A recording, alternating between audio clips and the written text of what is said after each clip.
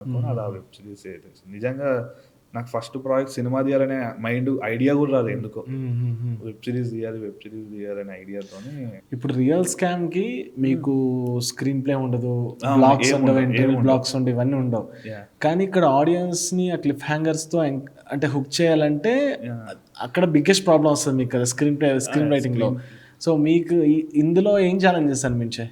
అంటే రైటింగ్ వైస్‌గా research లెవెల్‌లోనే challenge ఉంటాయి. హ్మ్. ఇప్పుడు మీకు సెకండ్ ఎపిసోడ్‌లో ఒక ప్రాబ్లమ్ వస్తది. అవును. సో, ఆ మొత్తం ఎక్స్‌ప్లనేషన్ ఉంటది. అవును. అవును. సో, ఇప్పుడు దాని గురించి తెలుసుకోవడానికే చాలా టైం పట్టింది నాకు. Around yeah! సో, అకౌంటెంట్ వచ్చి ఎక్స్‌ప్లెయిన్ చేస్తాడు ఎక్స్‌ప్లెయిన్ మొత్తం. చేసేది. ఆ ఆ! డాక్యుమెంట్ రైటర్ ఎక్స్‌ప్లెయిన్ చేసే సీక్వెన్స్ గాని. సో, ఆ సీక్వెన్స్‌ని రీసెర్చ్ చేయడం నాకు 2 మంత్స్ పట్టుండొచ్చు.